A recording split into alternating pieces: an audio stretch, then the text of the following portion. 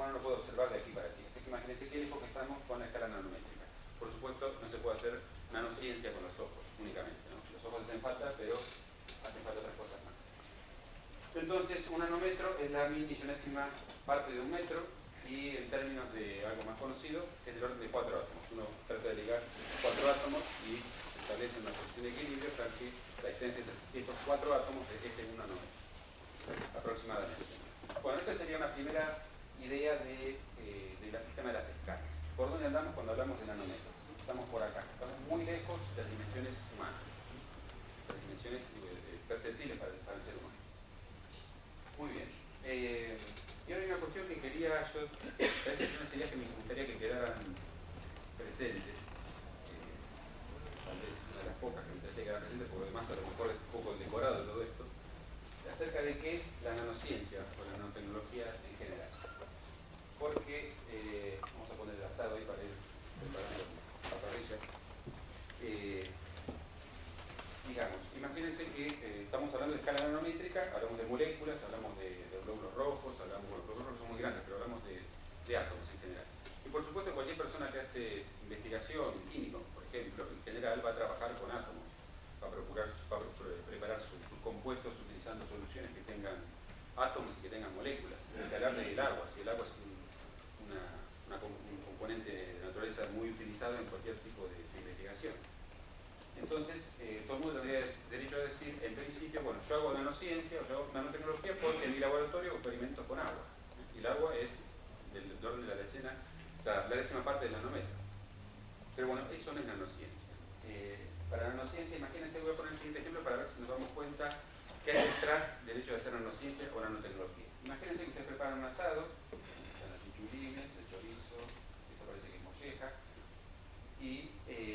pero no nos importa el asado, sino nos importa lo que está debajo del asado, el carbón. Este carbón, luego del asado, uno puede coger la ceniza, la ceniza tiene un montón de compuestos que quedaron, de residuos, y entre esos residuos, dentro de la ceniza, si uno buscara aquí, y por ejemplo contratara, digamos, 1 millón de investigadores, 1 millón de becarios, del CONICET, para analizar esta ceniza, y cada uno se lleva un pedacito, y todos la estudian, utilizan poderosos microscopios, capaces de resolver la materia en escala nanométrica, empiezan a analizar todos los componentes y van a encontrar que tienen nanotubos de carbono, que tienen este aspecto, que tienen fulerenos, que son estas pelotas de fútbol que hablamos hoy, que tienen láminas de grafeno, que son unas láminas, imagínense unas láminas con un arreglo hexagonal como los panales de abeja, son átomos de carbono enganchaditos formando hexágonos y haciendo láminas, una sola lámina, una plancha de átomos de carbono con un arreglo tipo panal de abeja, formado por átomos de carbono. Esto se podría observar con un microscopio de transmisión, un microscopio de transmisión electrónica o de barrido. Podríamos observar estas estructuras.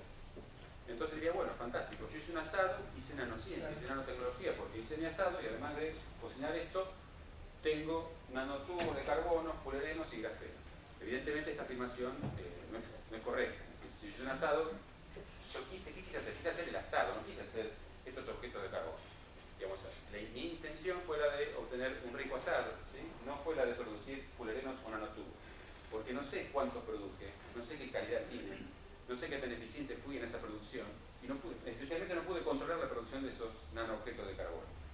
Claramente el método científico para la producción de estos objetos pasa por otro lado. La nanociencia y la nanotecnología tienen que incluir la capacidad y conocimiento para manipular la materia en esa escala y obtener los objetos que yo quiero obtener. No es que me salen de casualidad y saqué una foto y acá lo tengo, no. Yo tengo que producir, registrar y controlar perfectamente todo el proceso para obtener estos objetos y poder repetirlo cuando me lo pidan. Si yo quiero una aplicación industrial o tecnológica, tengo que ser capaz de repetirlo en gran escala y tiene que salir siempre igual. Y tiene que ser además procesos eficientes. Entonces, por ejemplo, para hacer nanotubos de carbono, lo que hace la gente, hay varios métodos para hacer nanotubos de carbono, digamos, estos objetos que están acá, que son como estas láminas pero enrolladas. Sería como agarrar estos alambres hexagonales, ¿no? Donde se usan para un gallinero, por ejemplo, no sé, o para acercar algo, los alambres con circulitos aproximadamente. Y cuando si uno enrolla esto, le queda una especie de nanotubo de carbono. Entonces, para producir esto, hay técnicas muy complejas, hay técnicas que se llaman catalíticas, dentro de un reactor que es un horno con controles de temperatura y de gas. Lo que uno hace es, con un material que tiene un sustrato, digamos, un soporte de un óxido como óxido de silicio, con pequeñas pequeñas partículas que están formadas por metales como cobalto y molibdeno, entonces se producen reacciones con gases, tipo reacción con monóxido de carbono, entonces el monóxido de carbono reacciona con otra molécula de monóxido de carbono, va dejando depositado el carbono alrededor de la partícula, entonces empieza a crecer el nanotubo, crece verticalmente. Bueno, todos estos procesos están controlados, están patentados, son procesos tecnológicos desarrollados con mucho detalle, digamos, muy precisamente, de manera que uno si quiere fabricar esto lo puede hacer ya con la receta que está establecida y está registrada, digamos. Entonces, todo este proceso tecnológico sí constituye un proceso nanotecnológico o un proceso con el conocimiento desarrollado a partir de la nanociencia, no el azar. El azar pasa por otro tema, no digo que sea peor ni mejor, digo que es otra cosa. Entonces, claramente el proceso científico y tecnológico tiene que ver con esta cuestión de manipular la materia de manera controlada, ¿sí? Que yo sepa lo que estoy haciendo y que en cada paso de mi desarrollo yo tengo un objetivo claro y lo estoy alcanzando, y tengo manera de verificarlo, tengo un procedimiento científico. Y por otro lado, estos procesos tienen que ser eficientes, ¿sí? Porque no tiene demasiado sentido que yo tenga una gran instalación para fabricar nanotubos de carbono y saque, no sé, un miligramo de nanotubos de carbono por año, porque eso no se sostiene, digamos. Entonces la idea es, tal vez al comienzo sí, pero luego hay que ir mejorando los procesos para ser más eficientes y tener mayor rendimiento. Bien, entonces, esta cuestión que quería dejar reflejado, porque esta cuestión del objetivo que uno tiene es lo que confunde a muchos, y yo escucho hablar, por ejemplo, a gente, colegas que dicen, sí, yo también hago nanociencia, hago nanotecnología porque yo trabajo con tal cosa que es chiquitita, pero no es eso, ¿eh? Vos no tenés, tu objetivo no es controlar esa cosa chiquitita, no es mirarla, modificarla, torcerla, sacarle un átomo, ponerle otro, achicarla, deformarla, no lo podés hacer voluntariamente, te salió así porque te salió así, pero no tenés ese objetivo, entonces no estás haciendo nanociencia ni nanotecnología. Entonces, el mero hecho de trabajar con moléculas o materiales chiquititos, nanométricos, no implica que esté haciendo nanociencia o nanotecnología, sino, como decía, tiene que cumplir estas dos condiciones. La de poder manipular voluntariamente esto y ser eficientes con esa manipulación.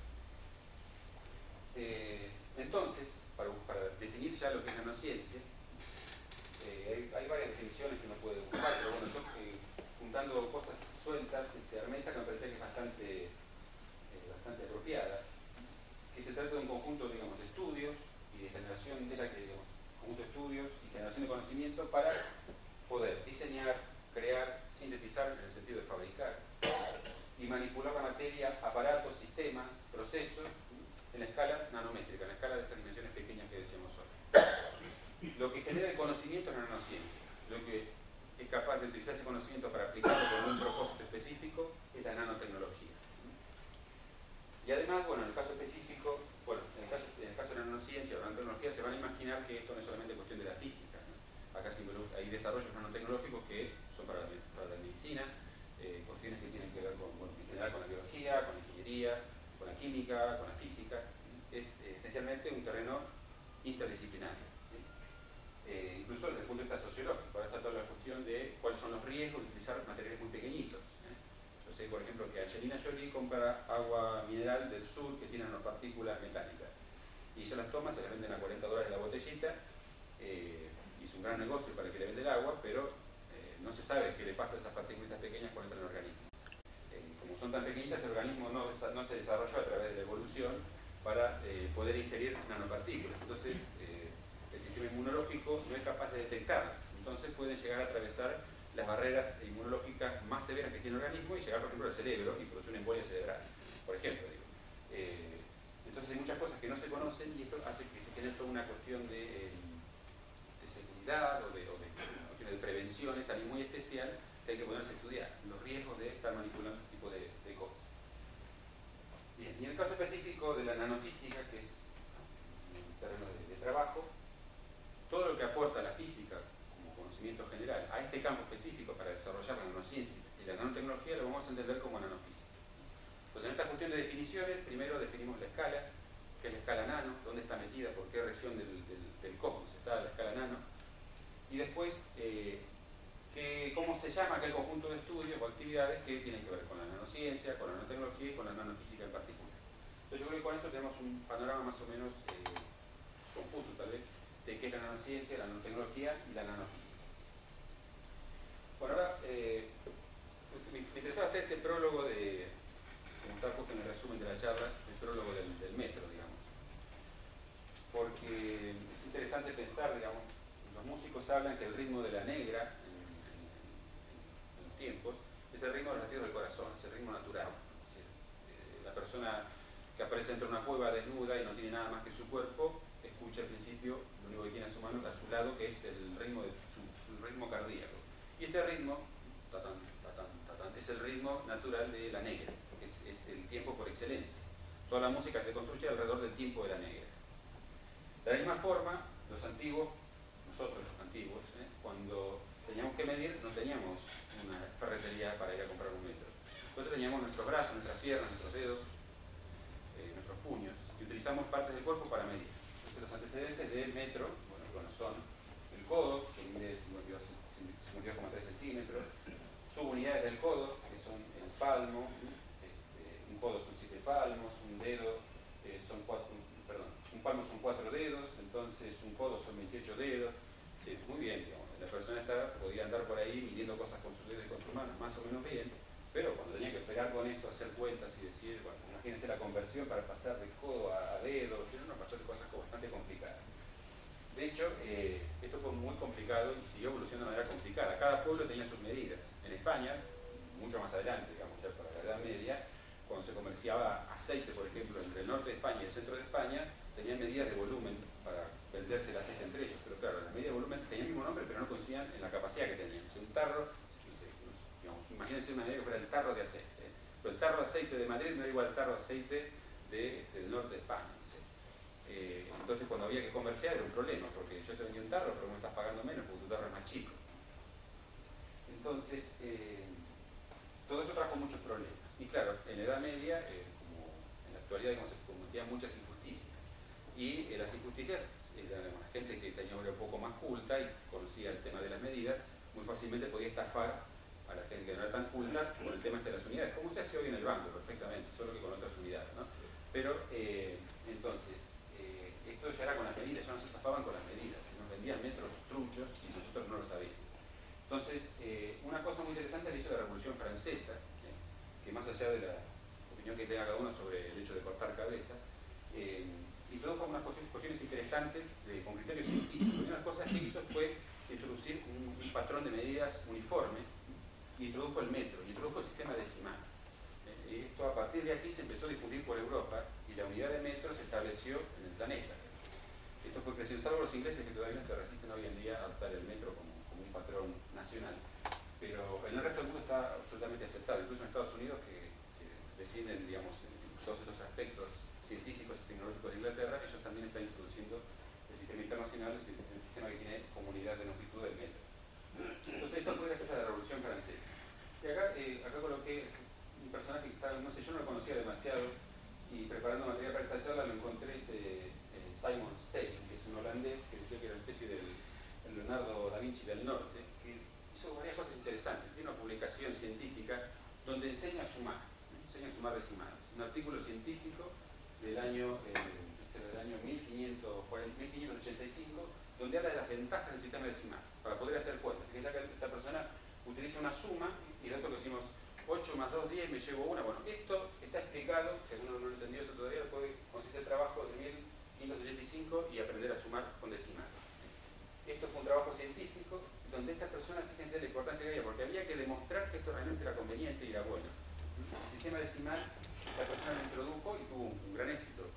Pudo convencer a la comunidad en ese momento, en particular la comunidad científica, que era importante, que el sistema decimal era fundamental para liberarnos de alguna forma y poder avanzar más rápidamente con el conocimiento. No sé si gracias a esta persona, digamos, que puso mucho énfasis en tratar de difundir el sistema decimal, pero estos son un poco los precursores del nanómetro. De esta forma la gente aceptó el metro como algo importante, como algo relevante, y claro que evidentemente fue una decisión muy exitosa. A partir de ahí se siguió utilizando el metro, y las subunidades, hasta el día de hoy, utilizar la subunidad nanómetro. Quién sabe, muy probablemente este señor no se imaginaría que el sistema decimal iba a llegar tan lejos y que